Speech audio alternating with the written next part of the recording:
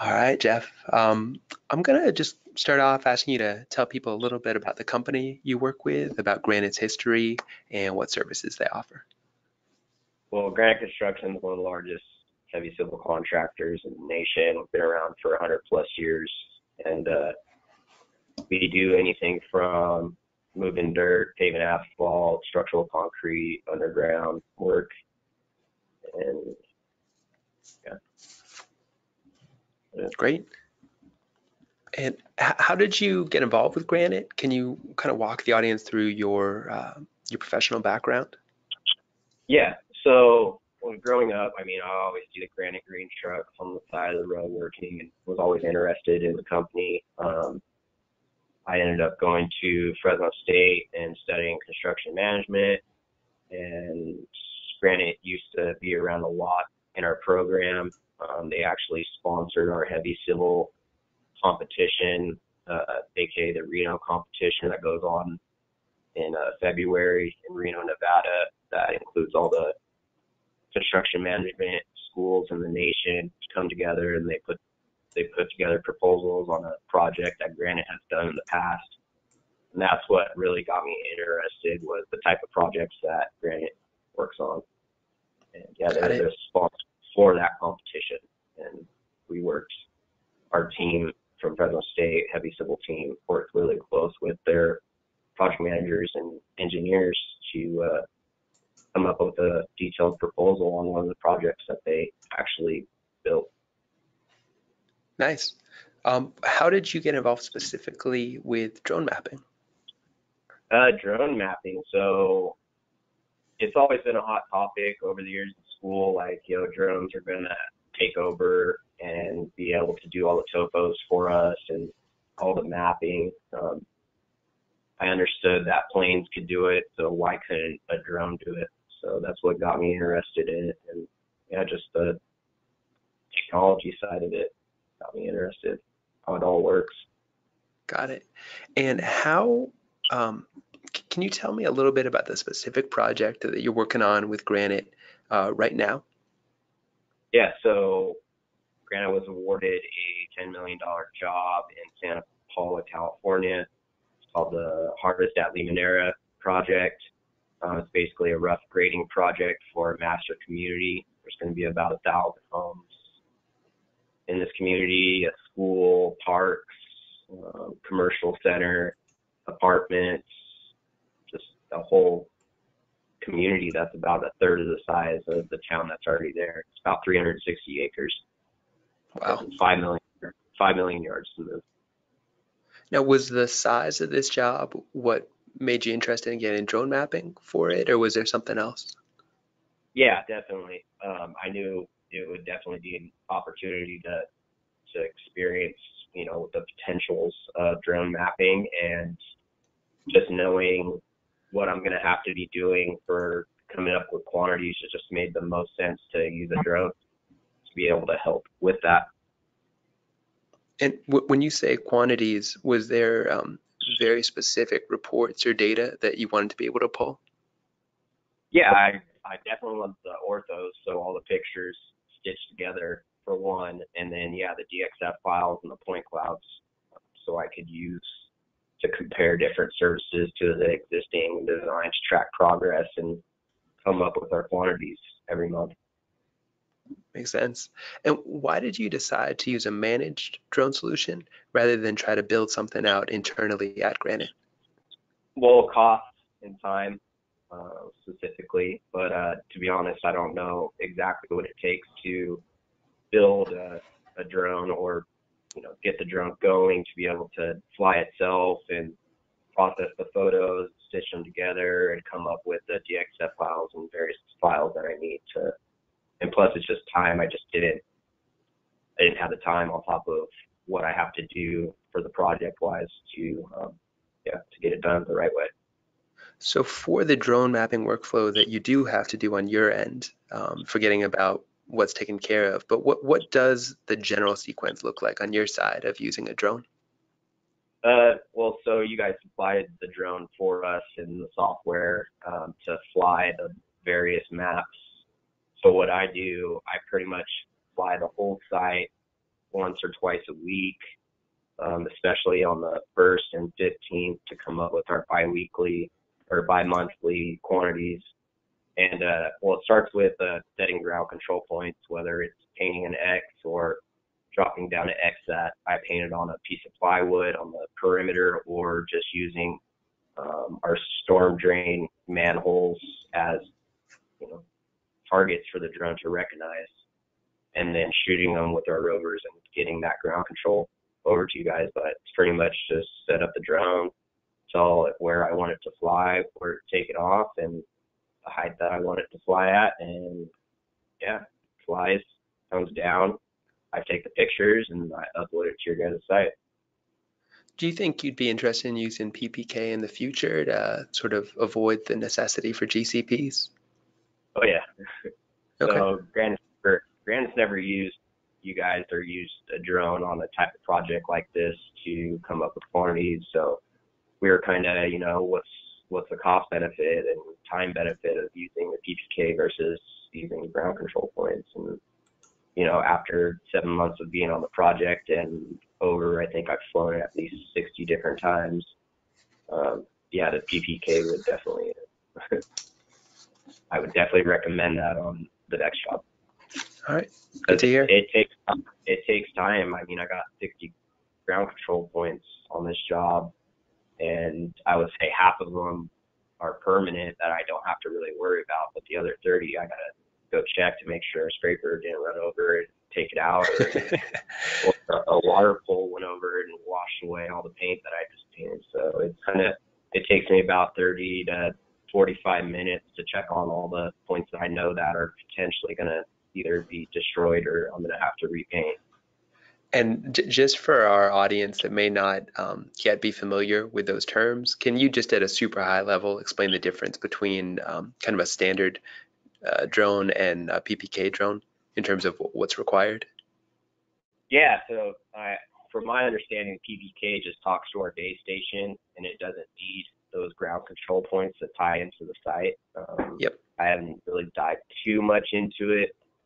No, that's it. But that's my understanding.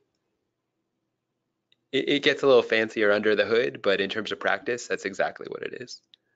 Yeah, so I mean, we have a permanent base station that we set up on our drop trailer, and yeah, I don't see that having to be difficult for the drone to be able to talk to our base station, our Trimble base station.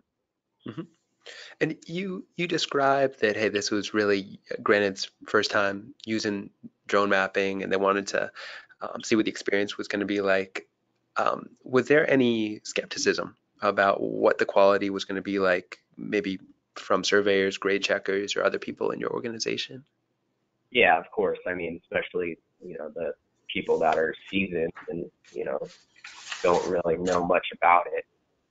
There was some skepticism about it, but we did some trials, to compare, an area that we shot with our rover with just a ground control, pretty much shots, and the same exact area of the drone. And what we found, there's not a huge difference. The only difference is the more detail you have with the drone, because there's a lot more points that are being recorded compared to shooting with the rover. So say you shoot 100 rover points in that area, I think the amount of points that the drone produces is probably 10 to 20 times more than that. So it just gives you a lot more better detail. Yeah, the quantity was off, but it's not off enough to be a huge amount. It just makes sense because it's just giving you more detail. It's showing more highs and lows compared to if you shot nothing but the low points with the Right. rover. And what kind of tolerances do you normally look for on these sort of site prep projects? So our tolerances on contour grading is half a foot, two tenths in the streets, and a tenth on the blue top pads. So And I really, flying at 400 feet gets us there, in the contours and streets and whatnot. But whenever I go and fly the neighborhood, I like to fly that at about 200 feet to 100 feet to get the tolerance down and get better accuracy. That's our client success manager's mantra is low and slow. What? Okay. Say that again. Sorry. Oh, our client success manager, Cassie, her mantra is fly low and slow for the best Yeah, accuracy. yeah, definitely. It's when you fly lower, it's going to be more flights on a 360-acre project. That's it takes 4 flights for me to fly the whole entire site at 400. It's going to take me 8 flights to fly it at 200. Right. So it's only worth doing when you really need that increased accuracy. Yeah, so I have it set up to where I have 4 flights at 400, and then I have my 8, like the areas that I want at a different altitude. Smart. Yeah, So once you actually got into this job, um, were there any surprises? yeah, definitely. So on April 5th, we hit an area of impacted soil, and um, pretty much from April 5th to about a month ago, or let's say 2 weeks ago, we've been excavating this impacted soil that we found. And it wasn't shown on any of the geotechnical reports that there was a potential of impacted soil, so it was somewhat of a surprise to us and the owners. And then after research and people looking into, historical aerial photos and whatnot, and talking with the farmers, because the site used to be an orchard for lemons and avocados. And so the background on it is back in the day, they had smudge pots, pretty much these pots that they would fill with kerosene or diesel or whatever, and they would light them on fire to heat up the orchards to have them not freeze in the winter. So there was about 20,000 of them on the site all over the place, and they had oil lines running from where the highway is and where the railroad is next to the highway. They would rail in huge amounts of oil and pump it up through the site to above ground storage tanks. And I think those got outlawed in the 70s. So from 1900s to about the 70s, they were pumping oil all throughout the site. And over time, those lines were either leaking or they didn't do a good job of making sure when they got done with that to mitigate all the oil that leaked out. So over time, we're hit about 5 areas where this impacted soil is. It's been a huge impact on the project. Each one of the areas that we hit, we've had to excavate from 100,000 to 200,000 yards of material out. Wow. And we did the impacted material on T&M, but as we got deeper in certain areas, we had to make them wider with the scrapers, so we had to take overburden out, which we were being paid on contract quantity for the overburden, but the impacted soil was on T&M. Got it. And I'm just going to show a couple of the pictures that you showed me on kind of the scale of this. So in what Yeah, ways, oh, go ahead, so with, please. with those pictures, you can see, if you go back to the first one, you can see the type of soil on the excavator taken out, but everything around it, we had to take out with scrapers to make the slopes safe enough for everybody that was down there testing the soil and sniffing it. We had to get those to, safe slopes. So with that, we had to take overburden around the impacted material out. Got it. Got it. Yeah, the scale of this job site is immense. So in what ways was drone data useful in kind of dealing with this surprise and making sure that you didn't have to just eat the cost of the added labor? So with the drone, I was able to see the limits of where we were excavating, and I was able to take that out of our quantities for overburden. And without that, it would have been really tough because we were always chasing this impacted soil. And as we chased it, we had to take out more overburden. And we had to prove that to the owners that we're taking out this much overburden and make sure this impacted material that's on T&M is not included. And without the drone, it would have been very difficult. We would have had to have a grade checker on site full time, just topoing every single day the limits of excavated, impacted, and the limits of overburden that was excavated as well with our scrapers. How how did having that data help you in terms of cash flow on the job? Oh, well, it helped a lot because we were able to prove to them like that we took out this much overburden and that it wasn't, the impacted soil, and we were getting paid contract on it. And I mean, when you're excavating over 500,000 yards of material, say you have it at $2 a yard, it could be a huge impact in cost. And being able to track that and submit to them like, hey, this is how much yardage of overburden we took out that we agreed to on contract, and being able to prove that none of that was impacted was huge. You don't have to give specifics for confidentiality, but can you give a really rough range in what the business or financial impact was from this information? It was in the millions for sure, definitely. And you said you've been Everything using, oh, go ahead. Sorry. with our T&M tickets every day and our yardage that we would take out, every other day to remove overburden. Yeah, it was huge financial impact. And without the drone, it would have been very difficult using rover shots and documenting that and being able to prove that to the owner, that quantity that we are trying to bill for. What do you think would have happened on the project if you hadn't had any drone data? I wouldn't sleep. Organizing all the data with the drone data. It's there. It's pictures. The pictures don't lie, and the quantities are very accurate. When I take out the impacted material, so it helped out a lot. And plus, these holes are about 50 to 60 feet deep, and having a guy on the ground have to shoot some of those slopes, and it was just real dangerous for him. And with the drone, it's not a problem. Given that you did have this data available, how did the customer react when you presented them the unexpected additional work?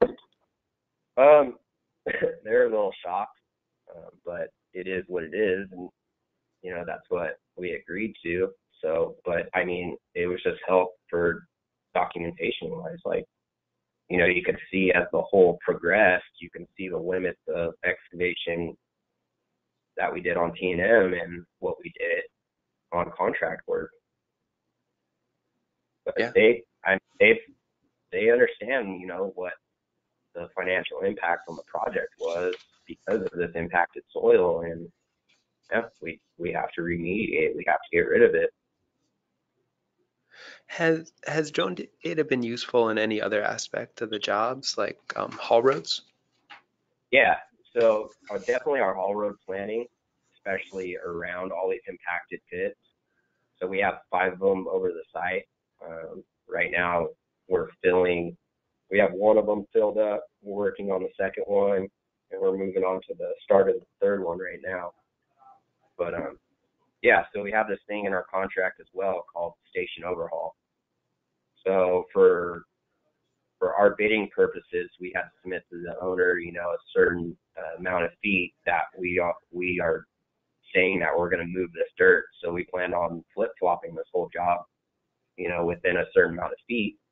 And every 100 feet that we go beyond that, due to a design change or like impacted soil change, things like this, some unforeseen condition, we would get paid an extra 5 cents per cubic yard per 100-foot station that we would go over.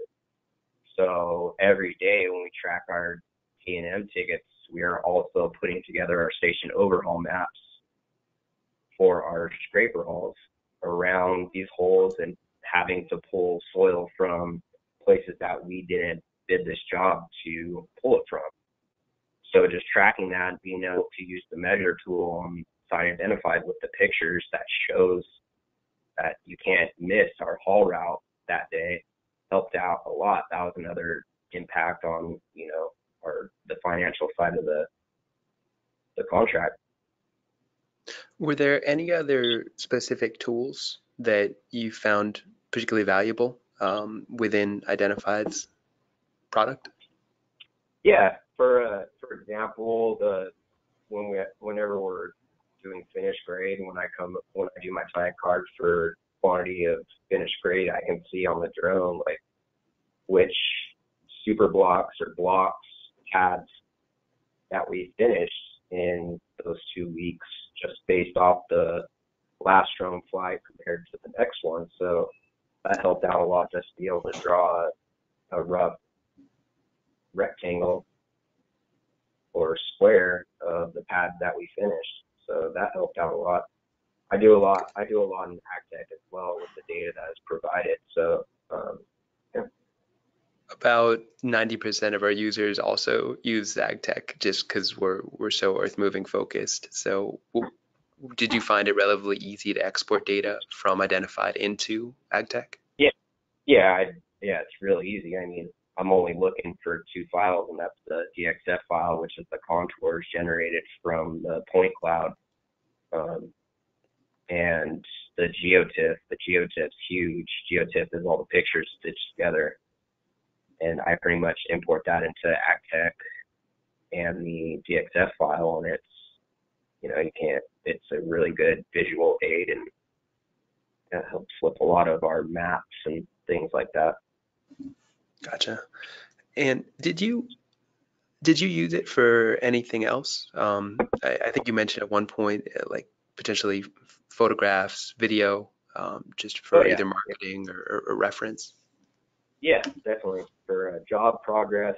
Showing owners and showing upper management, where we're at and what's going on the site. Yeah, I use it for taking pictures and videos, and I post it on LinkedIn to show as well just what we're doing. It's been really helpful. In terms of collaboration, either with upper level management or with clients, um, is it ever important in terms of dealing with subcontractors, or are you guys actually managing most of the job yourself? Yeah, so we got the rough grading portion of the job, but there's other contractors that got the underground and the paving and the concrete and whatnot. But I mean, they're not our subcontractors, but we provide all that information to the owner so they can track, how much pipe is being laid every day, and how much square feet of asphalt's being paved or linear footage of curb that's being poured. So the owner's very happy, with the data that we provide them and graphs and maps and whatnot. Nice. For other companies similar to Granite, do you think I mean, would you recommend a managed drone solution? Yeah, no, for sure. I mean, I couldn't imagine doing a job similar to this without one. And I And know the cost of the drone has paid for itself, times a lot. yeah, it sounds like for the 7 months you've been using it, you've got a pretty good ROI. Yeah. Yeah. Um, I know you came into Granite already knowing a lot more about drones than your average person. And I'm curious, given that you've been following this for a while, given that you've seen the evolution of drone mapping and really been in kind of the forefront of it, where do you expect to see drone mapping a few years out, maybe 5 or 10 years out from today? Well, yeah, sky's the limit, and I mean, it's pretty advanced now, but with all the other features that are coming out, the opportunities are endless. Um, yeah, just having the automated, not having to use ground control, the PPK version, I'm really interested. I need to, get some more background on it to understand it some more. But yeah, I see it going up, progressing very, very fastly. Both for you and the other members of the audience, we actually do have a webinar completely focused on PPK. So I'll share that in the chat box. So if people want to check that out, they can. The last question I have before I turn this over to the audience. So please, if anyone has any questions for Jeff, feel free to enter them. Again, the way to enter your questions is shown on the screen. But just for me personally, Jeff, is there anything else I should have asked you or that you'd like to say to our audience? Um, oh, it's just uh, for people out there, just don't be scared of technology. And the world is changing, and if you don't go along with it, you're gonna get left in the dust. And that's what I've realized.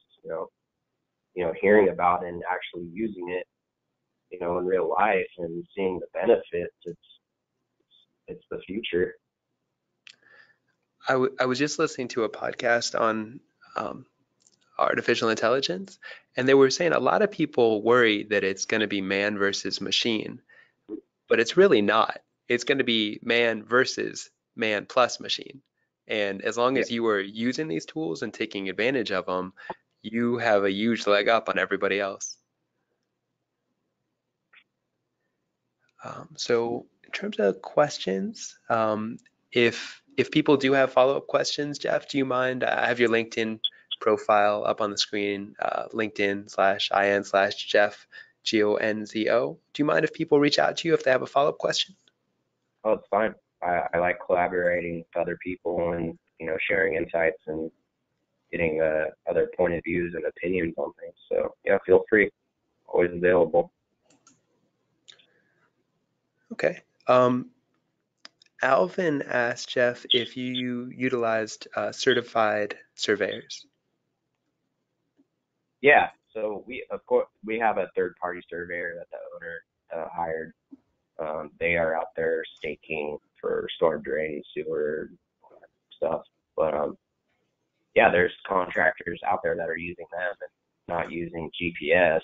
So yeah, we're running this whole job on GPS. We have 3 rovers, and we have um, we have a 9, a 10, and our 140 and blade that have machine control on them.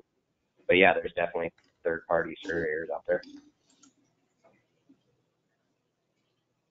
In terms of speed, can you compare maybe what a single surveyor, how much ground they can cover in a half day versus a drone? Well, yeah, let's just use the example of having myself go out there and topo with the rover 100 acres compared to the drone. It would take me, a couple hours to get a detailed topo of an area which the drone can go and fly in 15 minutes. And depending on how many pictures it is, the turnaround time for it to be processed, I mean, yeah, if you need it right away, yeah, we go and shoot stockpiles or certain things with the rover, but in a whole flight, like 4 flights, 15 minutes, in about an hour, I can topo the whole entire site and have it back, and that that map with all the contours and whatnot. Right? I mean, sometimes it takes long, like a day. Sometimes it takes 2 days, but that's I mean, to topo the whole site with the rover would be insane. I wouldn't even fathom it. I mean, are we talking about multiple days, like, or weeks? No, yeah, it would take multiple days. Yeah. Yeah. Okay. I put up links to the PPK webinar if people want to check that out. There's also a PDF slide deck. I put up a link to a drone mapping demo if it's something people are interested in exploring. And we also do an offer where if you fill out a survey, there's a chance of a free month of drone mapping. So all of that is in the chat box. And with that, Jeff, man, I really appreciate you sharing your experience with the audience. I know they appreciate it, and I'm sure you'll get a couple of follow-up questions and comments. And I appreciate you being an identified partner. Yeah, no problem. And it just, I mean, it all comes down to cost. If you can fit this, the cost of the drone and the service that you guys provide into your guys' bid, and you think it would pay off, it's worth the risk. Because if we didn't put this in our bid and didn't expect to use it, it would have been a bad situation for us. We would It have seemed probably ended up having to pay for it or pay for someone to come fly it and do it, out of, pocket a cost that we didn't expect to incur in the bid. But if you build it into your bid, I mean, you can justify it with, using it and seeing how it works and how it paid off. So that's what it really comes down to is the cost of it. it it feels like you originally planned on using it just for kind of its own means, but it ended up being useful for insurance, just to sort of Yeah, have locked in reference.